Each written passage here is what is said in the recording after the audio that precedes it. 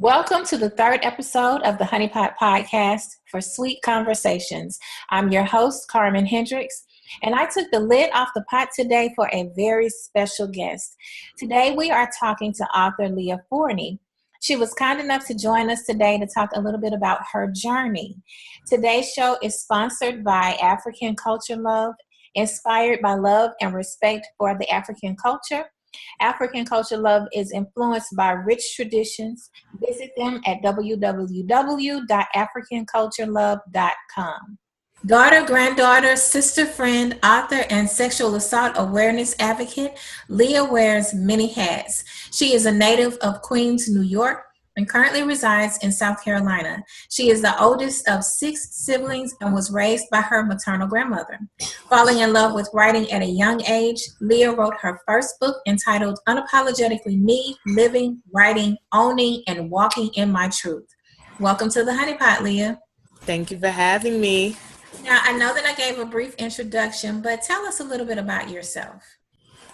Well, I'm definitely a Queens native, born and raised in Queens, New York. I've lived in South Carolina a little bit over a year now. Outside of writing, I am in grad school finishing up my master's. I'll be graduating next year with my master's in marriage and family therapy. I've been working in the mental health field for about 6 years now, come this February. I love to write. I love to travel. I'm always looking to expand the few businesses that I do have. I love to be creative, and I love downtime. So in my downtime, I love to read. That's awesome. Okay, so my Carmenism today is you can't do what you want to do. You gave up that right when you committed that wrong. So today's topics are going to range from different things that have happened around the world, and I will interview you around those topics. I want to start with talking about Michael Slager. Now, let me give you a brief description about who he is. Michael Slager is the former officer who killed Walter Scott. Now, Walter Scott's youngest son asked for the strongest sentence available today at Michael Slager's sentencing hearing, and it was so heartbreaking because his words were, "My heart is destroyed." Now, many of you will remember him shooting him in the back 8 times as he fled on foot. He was pulled over for a broken tail light on his Mercedes. And the story Mr. Slager gave when he gave his police report is that Mr. Scott resisted arrest and in an ensuing struggle attempted to grab his stun gun. Well, we all know from the videotape that surfaced that was not the case. Mr. Scott was running away from him and Michael Slager fired at him 8 times. So it was a completely different story from what was filed. And since he wasn't wearing a body camera and he wasn't aware that there was a bystander taping the interaction, he thought he was going to get away with it. And then in 2015, we were all heartbroken to find that his trial was declared a mistrial due to a hung jury, even after seeing this video. But he pled guilty to violating Mr. Scott's civil rights. So, Leah, what do you think about that? You know what? Honestly, I feel like it's long overdue. I'm so tired of seeing cops get away with murder, literally. But for me, it's hard because I do have some really close friends of mine that are on different police force. And so while I don't want to categorize all police officers, like I don't want to put them all in the same batch, it's hard because, we are seeing them literally get away with murder. I mean, the footage is there, things are there, like the evidence is there, and yet we have moments like this where there's still a hung trial. Like how? And so I really do believe that the son definitely did the right job by saying, listen, y'all need to give him the strongest sentence possible. I think the heartbreaking thing is that this is such a color issue, because if the shoe was on the other foot, if this was a black cop doing this to a white kid, he'd be under the jail. Right. It's easily 25 to life, easily death row, So racism still plays a big part in this. Instead of us looking at the situation from a society standpoint, like you're killing off Black men by the hundreds. Right. And a No, lot. right. And nobody seems to think that there's a problem with that. So I definitely agree with that. Throw him under the jail, because you took an innocent man's life, and you can come up with as many excuses as you want to. That young man cannot ever come back. He's dead. His family still has to go on without him, and justice needs to be served. It does. I agree. Now, you're active in the community. So tell us about some of the things that you're doing right now, and then tell us about how your activity helps you with your writing. Oh yeah, well, one of the things that I started this year, I call it Project Give Back. It's my way of giving back to the local community, and so I launched it in Mother's Day weekend of this year. What I did was, me, my fiance, and a group of our friends got together to feed the homeless at a local homeless shelter, and just really love on them, really encourage them, pray with them, kind of let them know like they're not forgotten. And so what led to that was, actually, I experienced homelessness at one point in my life. And so now that I got on the other side, I wanted to just really give back and kind of just let them know, like, you're not forgotten. And I know homelessness is one of those areas that is really overlooked in a lot of our community services. And so that's one of the things I'm always advocating for: sexual assault and domestic violence. I'm a huge advocate for that because I'm a survivor of both. And so anytime that I can speak out against it, anytime that I can bring awareness to it, that is something that I do on a continuing basis, whether I partner with other agencies to do it or just on my social media on a weekly basis. Yeah, I completely agree.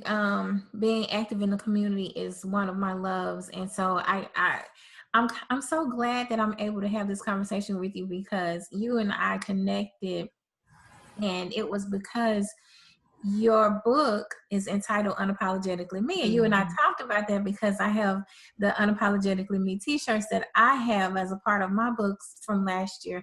And so I really think that you and we have a lot of synergy in that, it's almost like you're my kindred spirit. Yeah. With so much in common. And so I'm so glad to talk to you today.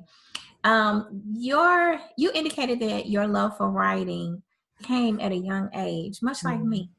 Tell us a little bit about that and why you decided to convert into a published author. Well, so for writing for me as a child really was my way of releasing pain. I grew up raised by my maternal grandmother and my aunt.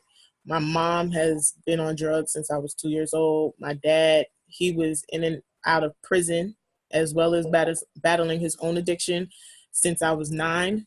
And so I grew up being that kid that knew she was different, didn't really know why she was different, but had so many unanswered questions, felt unloved, felt unaccepted.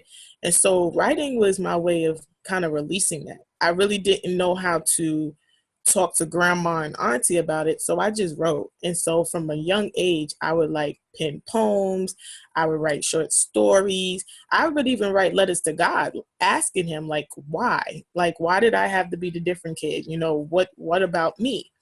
And so for years I did that, and then life happened. I went through a sexual assault, and so I stopped writing. I kind of gave up on it. It was kind of like, I don't want to do this no more. And so I went years, like 10 years without writing anything. And it's funny because my mom eventually came to live with me when I lived in North Carolina for a short period of time, and I had to take care of her. And it was during that 1 year that God started to like deposit little things to me again. And I started writing. And it would be weird. It would just be in the middle of the day, I hear a poem or I hear something and I'll start jotting it down. And so little by little, the little nuggets would come, and then I would pray like, well, what is this? And he revealed to me, like, I want you to get back to writing. And so my mom stayed with me for about a year, and then she ended back on drugs, and she went back to New York, and that crushed me. And so writing was my outlet again. And so I found myself writing Unapologetically Me, which really wasn't even supposed to be what it was. It was actually going to be an open letter to my mom. And in the course of me writing it, it got shifted. And I heard the Lord tell me, like, you can't talk about her tragedy and her stories without first addressing yours. And so that's how Unapologetically Me even came to life.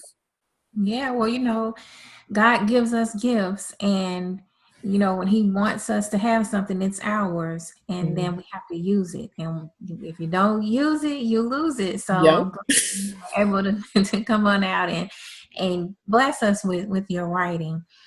Okay, so let's talk about empowerment. You're heavy in the community. You are writing your truth. You talk about things that have happened to you and you've turned them around. Um, let's talk about how that has affected you and helped shape you into who you are right now. Oh yeah, definitely. So there's two things that I will say did that. Counseling is one. I'm a huge advocate of counseling, and not because I major in it, but I believe that one is needed, especially in the Black community. We run from it instead of running to it. So counseling was definitely one, and then my relationship with God was the second one. Um, those two things together shaped the woman that I am today. Um, I really didn't think that going through that sexual assault that I went through, I went to counseling behind that, but I didn't realize how much other stuff I never dealt with until I was in counseling. And Right. so while I was there behind, I had been raped, I was also there to deal with the childhood issues that I never dealt with, to deal with my abandonment issues that I never dealt with, my feelings of rejection, my feelings of unworthiness, all the other things that I was dealing with, or they were dealing with me, that I wasn't dealing with. And so I always say to people, I believe that God allows us to experience things so that it not only just heals us, but it helps other people to heal. And so me going to counseling, me staying faithful in the church was my way of showing people that counseling does work. It does work if you work it. Was it easy? Absolutely not. Because I had to deal with some issues that I hadn't dealt with. The 2-year-old was in the counseling room, not the 30-year-old. And so it was hard, but to come up on the other side of it and then be able to inspire people, to encourage people, to empower other people that they can do it, that there is life after, has made me who I am.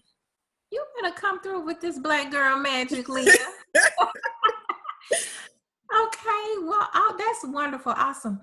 Okay, speaking of Black girl magic, let's talk about Atlanta. Right now, they have something that's historical going on because we have Keisha Lance Bottoms, who is now the new mayor in Atlanta, and she won by 759 votes, not thousands, 759 votes. Now, we know that she's a former city councilwoman, but I just want to say congratulations to her for this beautiful Black woman who was able to overcome the odds, because there was a lot of mudslinging in this race. So how do you feel about that? Oh, I love it. I swear, Black girls are winning, and I love it, and I love to be a part of the movement. Mhm. I really feel like we are showing the world, like, you better take notice. You haven't been taking notice before, but you better take notice now, because we're coming, and we're coming in such strong numbers. Like, I just love it when I see stuff on social media of Black women just doing it, like becoming doctors, becoming lawyers, because I think about the time when we didn't even have that. Women in general, we were just supposed to be the homemakers. We were supposed to stay home, have the kids, cook, clean. And so to see us going forward and becoming doctors and lawyers and business owners and entrepreneurs and just killing the game, man, shout out. I'm just excited to be a Black woman in 2017. Yeah, I completely agree. And now one thing that we see a lot of is empowerment, empowering each other. Women are helping each other, lifting each other up. That's something that I think is one of the most amazing Yeah. things. I've become a part of quite a few groups where I've really connected with some people who are inspiring and who keep me on my game, who are like, hey, what are you doing today? What have you done?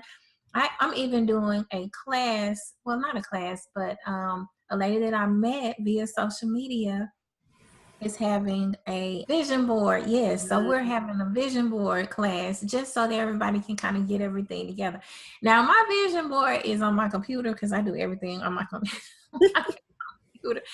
But it's an exciting thing just to see women coming together, Yes. supporting each other, because for so long you didn't have that. You had that competition. And Mm-hmm. I'm realizing it's enough out there for everybody.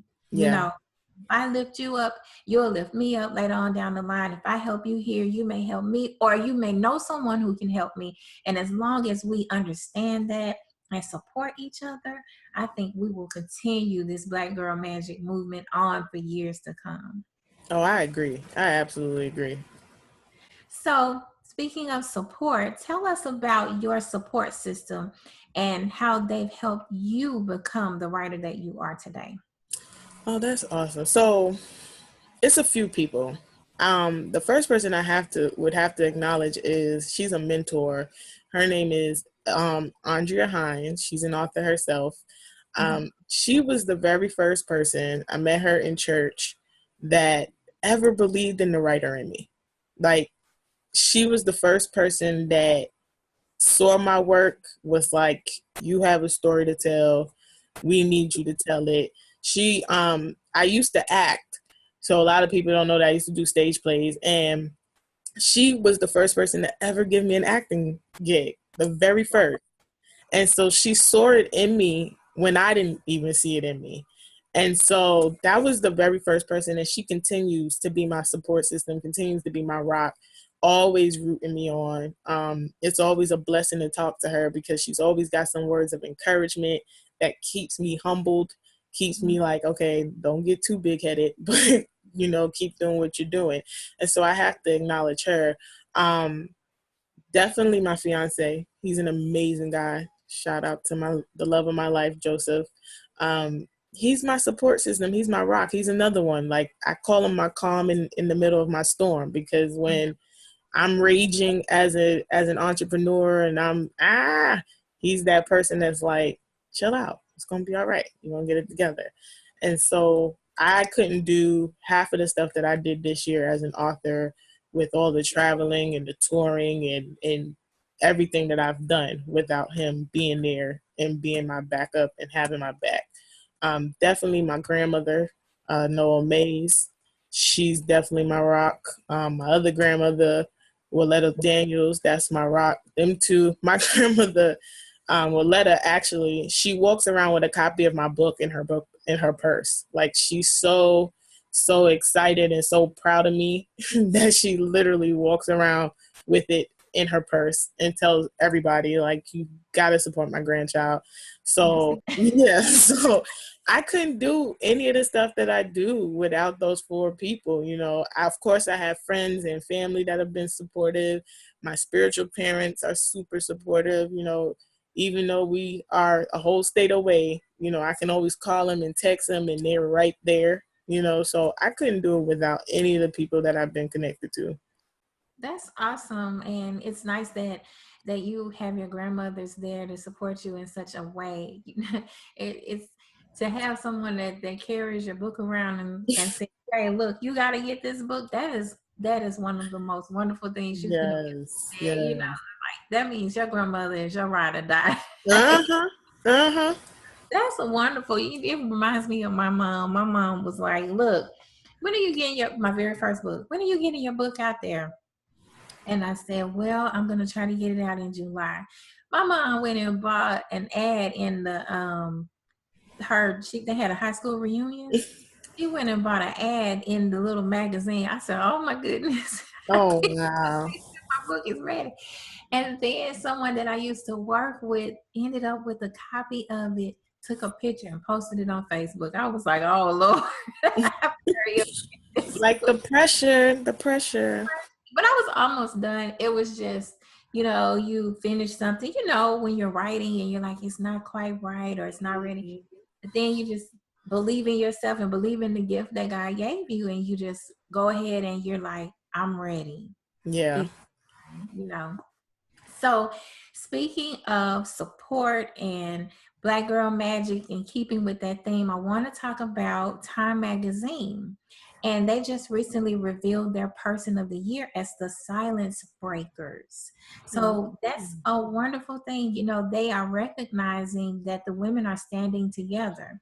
So, what do you think about that? I think that's awesome. I mean, I think Time Magazine Person of the Year every year is usually some major celebrity that has millions and millions of dollars. I think it's awesome that they're giving it to the silence bakers, the ones that are really hitting the pavement, the ones that are really advocating, the ones that are really not being seen and not being heard. I think that's awesome. I really do. And we should see that on a continuum. Nothing wrong with the celebrities, love them, but I mean, how many more platforms does Oprah need, Jay-Z need, Diddy need? Like, we know who you are. Give it to those that we don't know, but are doing major things to impact change in their community. So I think that's awesome. Right, game changers. Now, talking about those silence breakers, right now we do have some more allegations, and amidst the sexual allegations that are really rocked our nation, Hollywood, they took down Hollywood really bad. It hit the music industry. Russell Simmons had to step down, and then just recently, the young lady from Melanie Martinez from the third season of The Voice. She was accused by her best friend, Timothy Heller. I don't know why her name is Timothy Heller, but Timothy Heller said that she forcefully performed oral sex on her and then used a sex toy on her. So that has come out, and I think this was the first allegation towards a woman. And she, of course, has said that she's deeply hurt by it because this was her best friend. But in addition to that, NFL Hall of Fame quarterback Warren Moon has been accused of sexually assaulting someone. So now it has transferred over into the NFL arena. He is accused of sexually assaulting, harassing, and drugging his executive assistant. Wow. And she came forth with allegations like he was grabbing her crotch. He required her to wear thongs around him. He required her to wear thongs and sleep in the bed with him. She said that while they were on a business trip in Mexico, he drugged her and then took off her bathing suit. So she really came with some heavy allegations towards him. And this comes after an initial allegation back in 94 when he first started playing for the Minnesota Vikings. He was accused of sexual assault then and settled out of court. So what do you think about that? Oh man. I think it's disgusting, but then again, I have to blame it on President number 45, and the climate we got going on right now in the White House, because anytime we elect, and not me, because I didn't vote for Trump, but anytime America elects a president that is comfortable with telling America that you should grab women by their crotch, we got a problem. Houston, there is a problem. So I have to blame that climate on what we elected in the White House. It's disgusting. It just lets us know that we are still kind of in the slavery mindset where women are still property. We no longer can have our own sexuality. Men are still going to dictate who we are, how we act, how we dress. And it's 2017. It's like, come on already, people. Like, when do we get back our freedom? When do we get the right to be women and not somebody's sex slave or not somebody's, property? And I even think back to the situation with the young lady, Santoya Brown, who's serving a life sentence because she was a victim of human trafficking and killed the person that was drugging and raping her. Like, really? Mhm. So it just goes to show that in 2017, as women, we still are undervalued, and we still got ways to go. Even in the strides that we're making, there are still human beings, still men that look at us as just property. Well, this comes at a time where we have a fight between pro life and pro choice. This comes at a time when we have Roy Moore still running and being backed by President Trump and the GOP. And then, even in the face of a woman who actually had a handwritten letter from him, he never denied writing the letter. He said, you need to have the handwriting tested and make sure it's my writing. There are so many people who have come and said, I was there when such and such said this happened, or right after it happened, and she was shaking. And it's like it's going in one ear and out the other. And you can see where President Trump is backing the Republican leaders who have been accused, but shunning the Democratic leaders who have been accused for the same thing. It's wrong all the way around. Yeah, it is. It definitely is. And I think the America has a huge problem with rape culture. You know, when I hear stuff like this and see stuff like this, it reminds me of when I went through it. You know, I remember the cop, being a male himself, you know, asking me, was I sure that it happened, because I knew the guy. So it's a problem in America, you know, when a judge can tell you as a sexual assault victim that, you know, you were just a woman scorned, and he don't believe it, that's a problem, you know. So I think that's the problem with America. We got rape culture all throughout America, and yet people don't want to talk about it. And when they do talk about it, as always, it's victim blaming. It's victim blaming, and they like to throw the race card. They like to say that we like to throw the race card, but they like to throw the race card too, because the young man, the white gentleman that raped the woman, and then the judge said that he didn't want it to affect the rest of his life, so they didn't give him the rape charges. You know, it was still rape. He did it. It wasn't that much of a mistake. It's just like the young man in Texas who killed those four people after driving. And then they Mm-hmm. say, oh, well, he suffers from affluenza because he doesn't know any better. He wasn't taught any better because he lived this affluent life. Well, if it doesn't apply for people who are poor, who also don't know any better because they lived a poor life, it should not apply for someone who is affluent because they actually know better. Yeah, I absolutely agree with that. And I think what irritates me as a mental health clinician is stop throwing the mental illness card. You know, one minute we want to call something mental illness, next minute we don't. And it usually happens when something tragic happens. I remember when they had the situation with the guy that shot up the concert in Las Vegas. You know, it was, oh, he was mentally ill. Come on now. We're not going to keep throwing the mental ill card every time somebody does something tragic, Mhm. especially if they don't have no history of it. But the ones that do have the history of it, we throwing them under the jail. Yeah, I agree. So let's switch gears a little bit and talk about Russia. And I'm bringing up Russia for a couple of reasons. One, you brought up Trump. So when I think Trump, think Russia.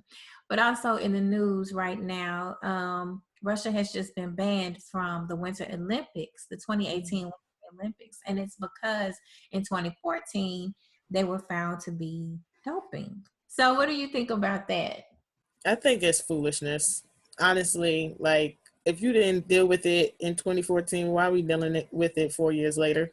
Like, I think they had allegations in 2014. They didn't know, so they had to investigate. And once they investigated and they figured out what was going on, that they were manipulating because of doping, then they decided to penalize them. And it will go on record automatically that they won no gold medals, that they won zero medals. So they're still registered for the Olympics, but they can't compete, and it will show that they didn't have any medals.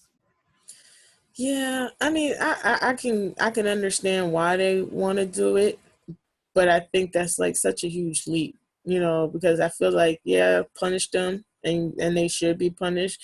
But to take away their medals and the things that they have worked for, that's not fair. They didn't take them away. They're just not giving them to them next year. It'll just be recorded in 2018 that they didn't win any because they're not going to be allowed to compete. But they're not taking it away that I was able to find. Okay. Yeah, I mean, it's Russia. They do things. I mean, the Olympics does things differently than what I would do, but I do agree that you got to give them some type of punishment. I do agree with that. Yeah. Okay, so let me ask you a question. We talk about doping. We talk about Russia being banned, and we talk about mental illness and how it affects the community. But let's talk about something that affects you and your writing. What's your writing kryptonite? I love it. My writing kryptonite, procrastination. That's probably my biggest kryptonite. Like, honestly, and you can probably attest to this. Writers are very creative, and we probably have 18 million books in our head. It's the getting started part that is my biggest kryptonite. Like, I just finished my second book, and I already have a concept in my mind for my third book. Haven't even started penning it yet. But I keep telling myself, like, we gonna write this book. Ain't wrote it yet. So I have to say procrastination. Like, that's not just for me as a writer. I think that's me all across the board. Like, I'm that person that if I have a deadline, I'm probably an all-nighter 24 hours before it's due. So that will have to be my kryptonite. So my next question is, what energizes you or exhausts you about writing? And I guess it's you waiting so long. What is it that energizes you about writing? I think the biggest thing that energizes me is life. Like, I find inspiration in everything, good, bad, ugly, and different. So those are the things that I pull from. I also think about my readers, and I think about what is it that they need to hear or read in the moment. So those are the things that energize me. I love to listen to music when I'm writing. I have to be careful about what I listen to, because as much as I love gospel music, Tasha Cobbs might not be in the playlist, because then she gonna shift me into like worship, and then I'm gonna be thrown off and forget that I'm writing a book. So I have to be like selective about what I listen to. So those are the things that energize me. But as far as exhausting me, outside of procrastination, I would probably say writer's block. Like, if I just get to a moment where it's not flowing anymore, then I know that, okay, I'm either overthinking it and I just kind of need to take a break, need to do something to relax myself. So it might just be like, I love Kevin Hart. So I might be popping in one of my Kevin Hart DVDs and just laughing for a good hour or something. Because that usually happens. Sometimes I have writer's block where I'm just overthinking what I'm writing, and instead of just letting it come to me in flow. Okay. So what period of your life do you find that you write about most often? Because you had a lot happen to you. So is it your childhood, young adult, teenager? What period of your life do you find that you write the most about? I would say I bounce back and forth between childhood, adolescent years to probably early 20s. That's probably the time period that I bounce back and forth from, depending on what it is that I'm writing about. Sometimes I might just stick solely into childhood. Sometimes it might be two different time periods, but it's usually either childhood, adolescent, or in my early 20s. Okay, so this is my last question. This is the question that I ask everyone because it's important. What does literary success look like to you?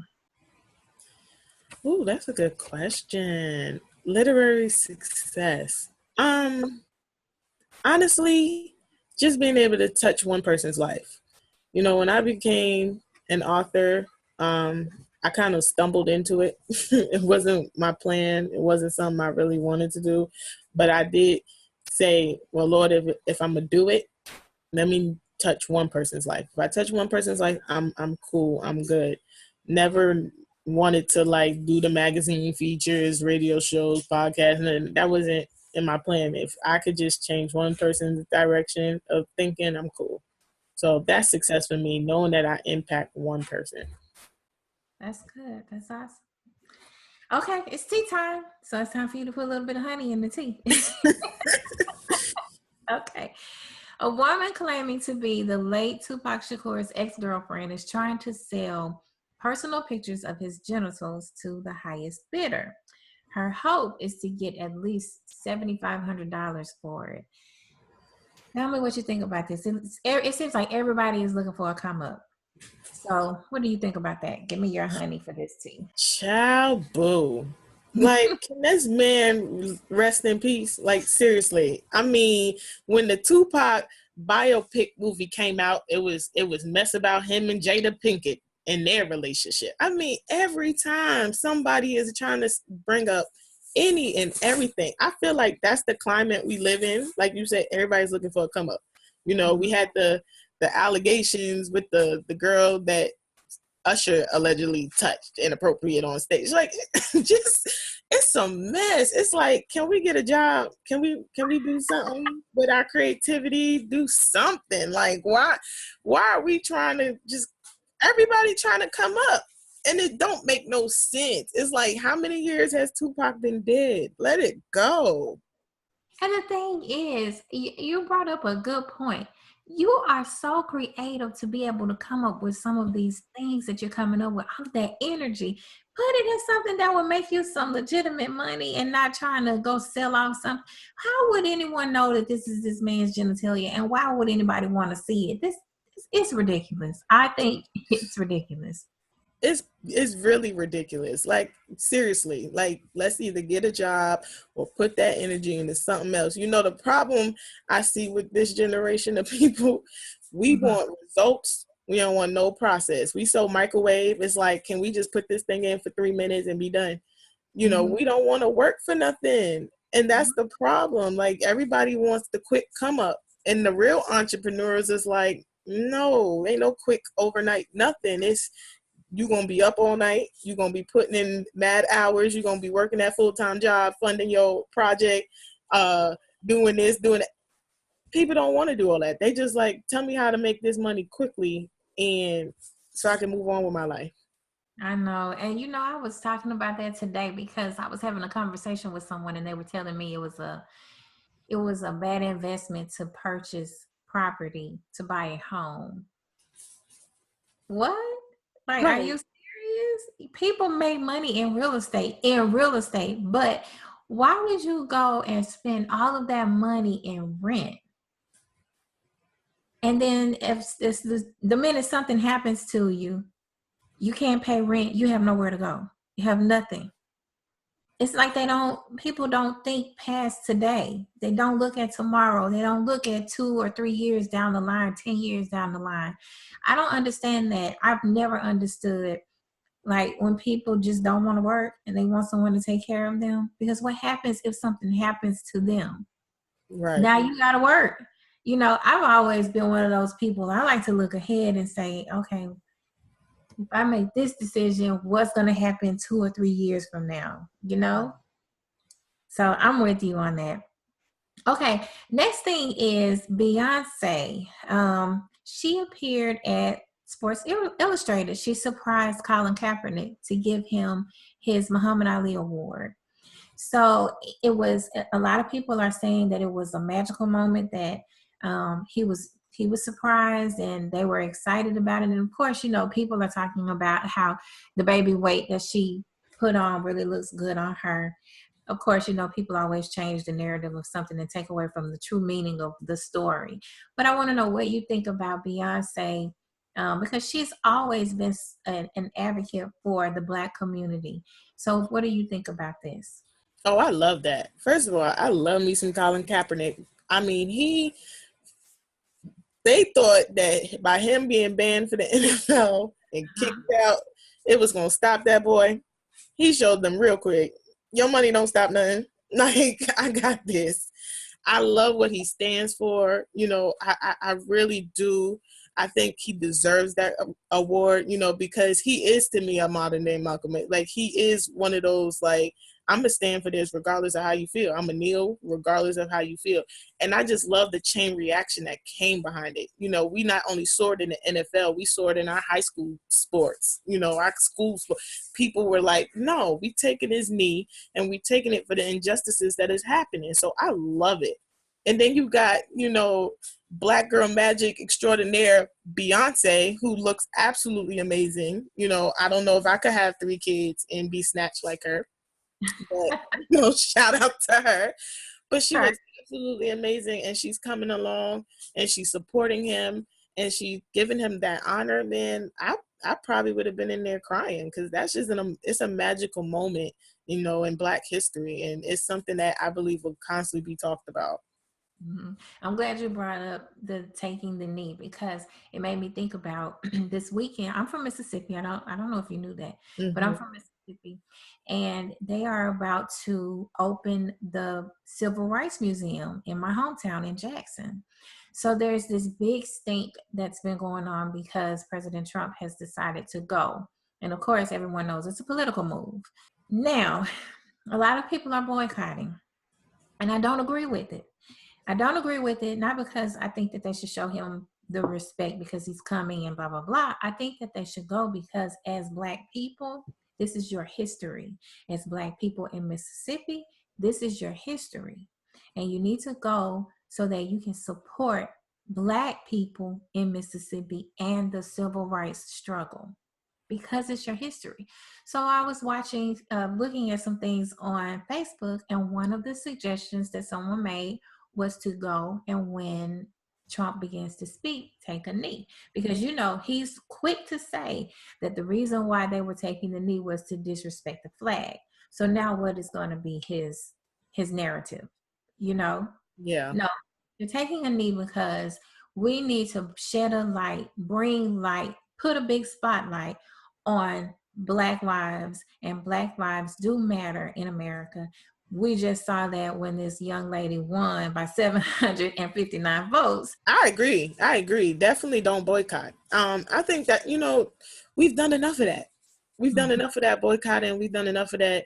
You know, I think for me, I would love to see, you know, not just to take the knee, continue to move, but let's change the way we spend our money as Black people. You know, like, let's stop shopping at Neiman Marcus and Coach and them that don't want to respect our money, you know, because we Black and our money don't mean nothing to them. Let's start, you know, giving our money to the small business owners and the Black business owners that are funding their dream and taking care of their family, and it ain't going to the big man that is in some island somewhere that you don't ever see. So I think that one of the things we have to do is get back to the days of civil rights movement. You know, when they boycotted the bus back in Montgomery, they understood that while I might be a minority to you, my money's the majority. So if I and my people don't ride this bus, then I can shut down your economic system. Well, the same rule applies now. If we realize that and we change the way we spend our money, we can kill some people's economic systems. We can put a Walmart out of business. We can put a Target out of business easily. But we so busy when Black Friday come, where we run into? Ooh, Walmart got to sell. Ooh, Target got to sell. And we feed them and we keep giving them their money. So while I love the idea of take the knee, let's change the way we spend our money. Let's recognize that we are the majority when it comes to money. And when we realize that and really change the way we do this, I promise you, America gonna have to fall. I am a strong supporter of Black business. I will give my money to Black businesses before I will give it to anyone else. I've always been like that. I came from a family of small business owners. And so I've always been a small business and Black business supporter. Now you burn me, I'm not going to talk, I won't speak ill of you, but I'm not going to spend my money with you again. Yeah. You know, and that's just because as a Black person, I want to lift everyone up. I'm not going to pull you down. Now, if I'm not going to lift you up because of something that you did to me, I'm not going to pull you down, but I will try to give you that support initially. And sometimes I'll give you support once you burn me. I'll give you support again. You might have had a bad day. But now if you keep doing it, now wait a minute. I'm going to say, listen. And then even with that, like I try to talk to people. Hey, look, it's really unprofessional. This is unprofessional. This is why they view us the way that they view us. When you go to these hair stores, who do you see owning these hair stores? Where are you spending your money? Mm-hmm. Mm-hmm. And what do they do to you? I'm not doing that. I'm here and I'm trying to support you. And all I'm asking is for a little bit of respect, because you're not getting it when you go to these other stores, That's Yep. all I want is just a little bit of respect. Give me some respect and I will do the same for you. So I definitely agree. We need to be mindful of where we spend our money, and we need to be mindful of where we put our money. Mm-hmm. Wonderful Black banks that are here and available that we need to make sure we are using. We had that movement for a little while and it kind of died down. Well, I want to bring it back. Liberty Bank, important. We Yeah. have these things that are out here to really help us be the wonderment that we are. Yeah. I want to make sure that I support us. And this is why I started this platform as well, because I want to lift us up. Yeah. And I think that's amazing. I do. I think that, again, it's not so much like I listened to a interview that Issa Rae did recently with Roland Martin, and I love her. But she talked about networking, and she talked about, we have this misconception that networking is always networking up. But she was like, no, it's networking across. Like, who's in the trenches with you?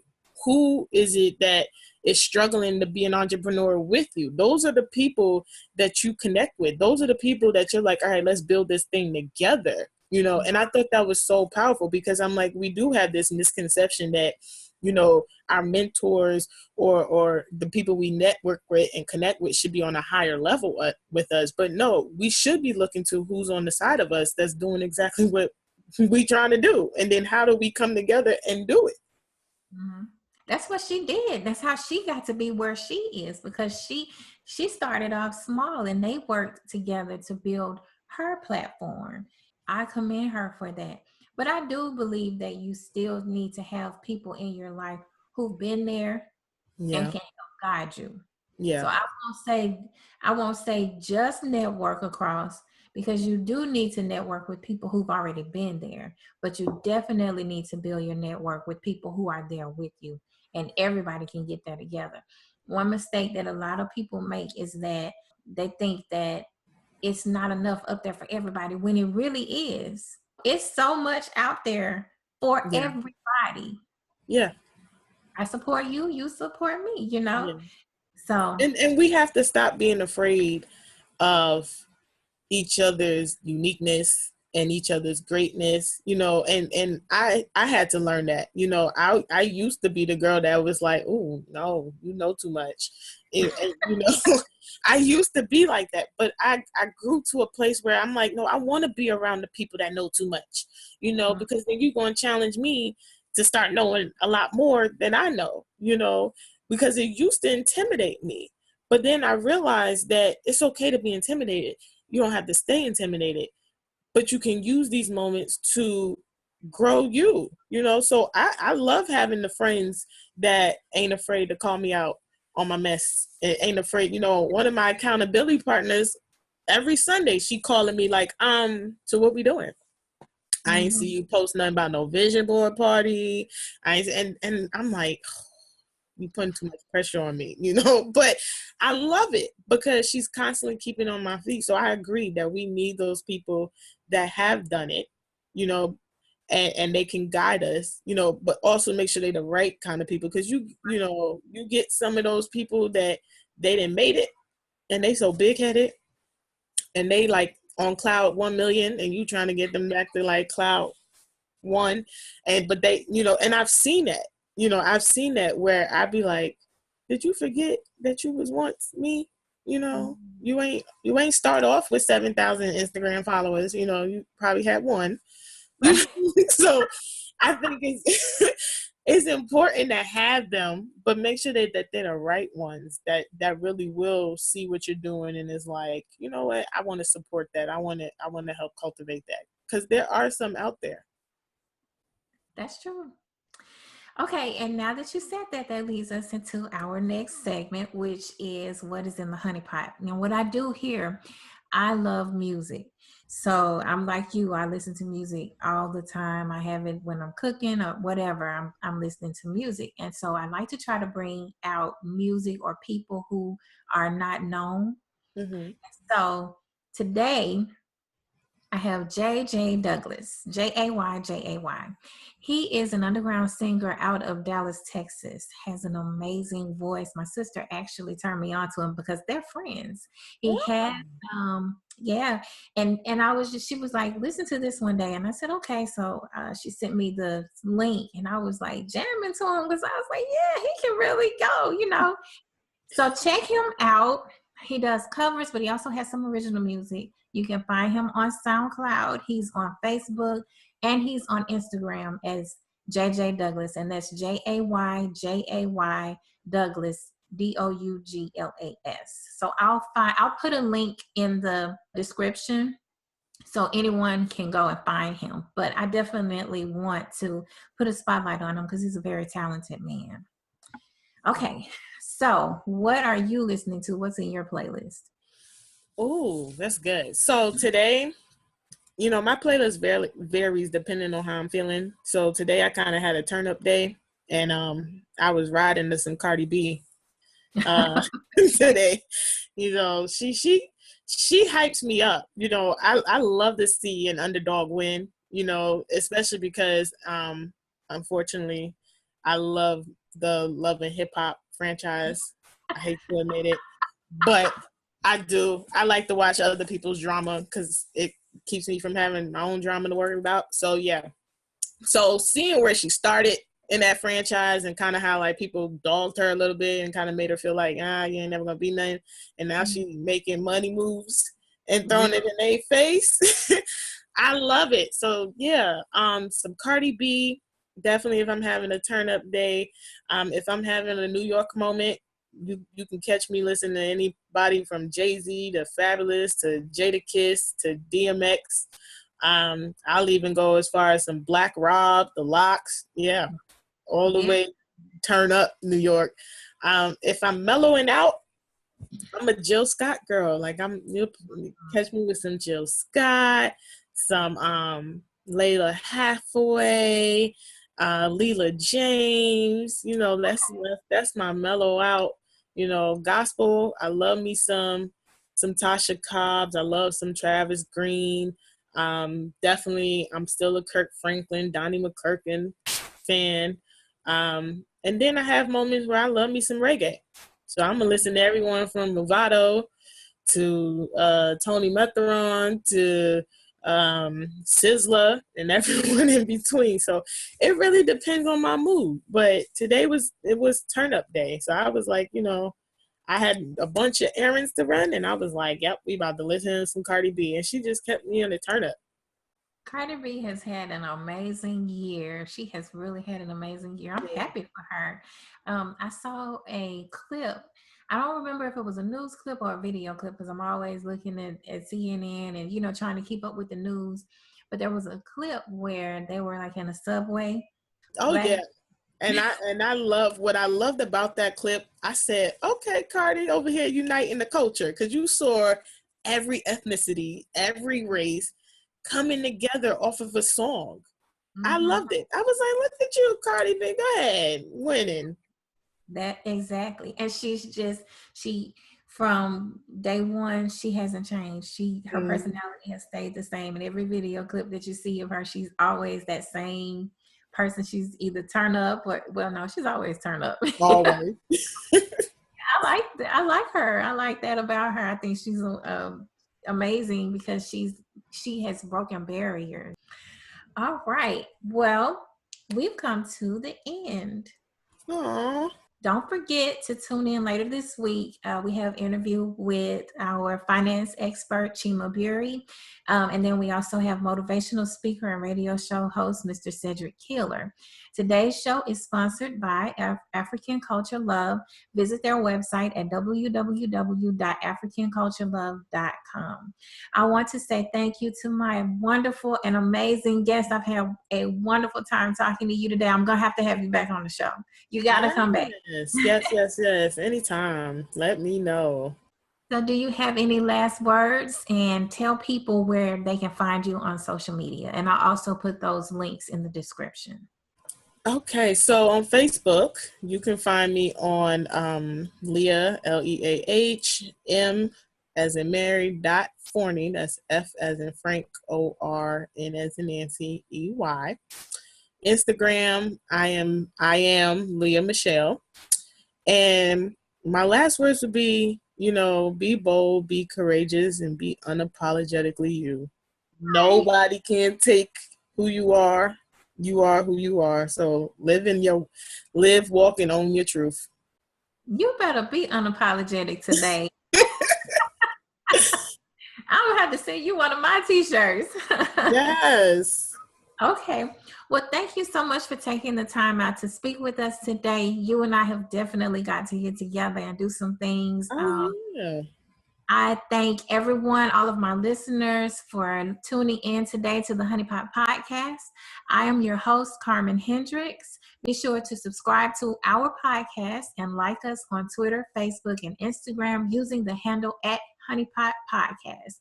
You can also find me at carmenhendricks.com. That does it for today's podcast.